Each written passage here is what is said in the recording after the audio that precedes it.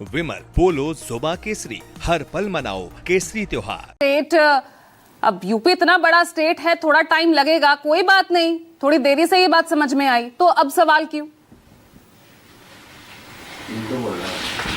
देखिए पूजा जी, सबसे पहले तो मैं भाजपा प्रवक्ता की एक बात का जवाब दूंगा, और आपने भी एक सवाल उठाया था कि बार बार सुप्रीम कोर्ट ये बोल रहा है कि इनसे एसआईआर की प्रक्रिया पे अगर कुछ पूछो पूजा जी, तो ये बोलते हैं 99 पॉइंट समथिंग % डिजिटाइजेशन तो हो गया है, हमने साफ फॉर्म्स तो बांट दिए हैं। लेकिन एक खबर छूट जाती है पूजा जी कि सुप्रीम कोर्ट तमिलनाडु के मामले में एक बात बोलता है, और उसकी हेडिंग्स कल अखबारों में आती हैं, top court slams election commissions mechanical answers to SIR related issues. मतलब यह है कि सुप्रीम कोर्ट ने इलेक्शन कमीशन को यह फटकार लगाई है कि जब भी एसआईआर में कोई गड़बड़ियां आ रही हैं या कोई परेशानियां आ रही हैं, तो ये कहते हैं साहब फॉर्म का डिजिटाइजेशन तो हो रहा है। ये मामला तमिलनाडु का है जिसमें सुप्रीम कोर्ट ने जबरदस्त फटकार इनको लगाई है कि आप मैकेनिकल आंसर्स मत दीजिए कि 99% फॉर्म्स का डिजिटाइजेशन हो गया है, हमने वहां बांट दिए। तमिलनाडु की बात हो रही थी, वहां पे जो पिटीशन दाखिल की गई थी वो बात हो रही थी कि पहाड़ी इलाके में कुछ वोटर्स ऐसे हैं जिनको प्रॉब्लम आ रही है, प्रॉब्लम कुछ लोगों को आ रही है जो एक जगह से दूसरी जगह गए हैं, वहां इलेक्शन कमीशन ये जवाब देता है कि साहब डिजिटाइजेशन तो हो रहा है। तो सुप्रीम कोर्ट ने, और कल ये द हिंदू के फ्रंट पेज पे खबर आई थी, बहुत सारी जगहों से मिस हो गई, मैंने और अखबार देखे थे और कहीं नहीं आई, तो सुप्रीम कोर्ट इनको करारा जवाब कल दे चुका है। देखिए भारतीय जनता पार्टी और सरकार का पूजा जी आज की तारीख में जो चाल चरित्र और चेहरा हो गया है, मैं भी आपको बताऊंगा कि मैं क्यों बोल रहा हूं। तो इसको ना देश की जनता मान रही है, न किसान मान रहे हैं, सुप्रीम कोर्ट भी नहीं मान रही है, और विपक्ष तो मान ही नहीं रही है।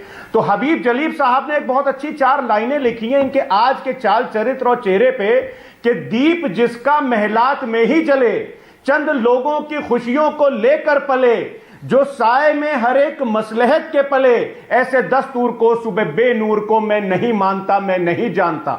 ये आज इस देश की जनता आदरणीय अखिलेश यादव जी के माध्यम से भारतीय जनता पार्टी की सरकार कह रही है कि जो आपने ये निजाम बनाया है उस निजाम को हम रिजेक्ट करते हैं, हम नहीं मानते हैं। क्या बोल, अभी आपने पूछा ना भाजपा प्रवक्ता से कि 30-35 बीएलओस की, मैं तो बोल रहा हूं शहादत हो गई, उसके बाद में आपकी आंख खुली। इनकी आंख तब खुली थी पूजा जी जब 700 किसानों ने जान दे दी, जब इनके मंत्री पुत्र ने किसानों के ऊपर जीप चढ़ा करके उनकी हत्या कर दी, तब इनकी जाकर के आंखें खुली कि नहीं साहब किसान बिल तो हमको नहीं लाने चाहिए थे। असलियत में क्या है कि प्रधानमंत्री जी के ऊपर एक मेडिकल कंडीशन हावी हो गई है जिसको बोलते हैं श्राइडन-फ्रोइडा। इसका मतलब पूजा जी ये होता है कि अगर दूसरा कोई परेशानी में है, दूसरा कोई तकलीफ में है, तो हमको एक अजीब आनंद सा मिलता है, एक अजीब प्लेजर मिलता है। क्या होता है, प्रधानमंत्री जी एकदम से शाम को 8 बजे पूजा जी का शो खत्म होता है और वो टीवी पे आ जाते हैं, भाइयों बहनों कल से 500 और 1000 के नोट बंद। पूरी देश को उन्होंने लाइन में लगा दिया और पता नहीं कितने लोगों ने अपनी जान दे दी। फिर अचानक वो टीवी पर आते हैं कि 3 कृषि कानून को लेकर के आ जाते हैं, तमाम किसानों की शहादत। ठीक है, मैंने तभी तो कहा ना, देर से ही सही काम तो किया ना उस पर। आप जो आरोप लगा रहे थे भैया, 15 आपके राजीव राय आरोप लगा रहे थे ना, 15,000 वोट जो है वो उनकी कॉन्स्टिट्यूएंसी से काटे जा रहे हैं। बिल्कुल राजीव राय जी 100% सही कह रहे हैं। एसआईआर की जो प्रक्रिया चल रही है, मैं तो पूजा जी ये बोल रहा हूं कि मैं जो भी बोलूंगा वो या तो सुप्रीम कोर्ट ने बोला है या हाई कोर्ट ने बोला है, मैं तो उसमें बोलूंगा। अब ये कल की खबर है, सुप्रीम कोर्ट पूरी तरह से इलेक्शन कमीशन को कटघरे में खड़ा कर रहा है कि जो सुपरिंटेंडेंस की बात आर्टिकल 324 ऑफ द कॉन्स्टिट्यूशन की बात भाजपा प्रवक्ता आकर के टीवी पर करते हैं। कल सुप्रीम कोर्ट ने कहा कि इलेक्शन कमीशन जरा हौले हौले आर्टिकल 14 का भी ख्याल रखना जिसमें इक्वलिटी की बात कही गई है। तो आखिर सुप्रीम कोर्ट को बार बार रोज रोज क्यों आकर के, तो ठीक है ना, सरकार इज वर्किंग ऑन इट ना, सरकार काम कर रही है ना इस पे, तो अब क्यों सवाल है, अब क्यों आपत्ति है आपकी? 15,000 वोटों की बात राजीव राय करते हैं, 57,000 अकेले 57,000 वोटों की बात वहां रामगोपाल यादव करते नजर आते हैं।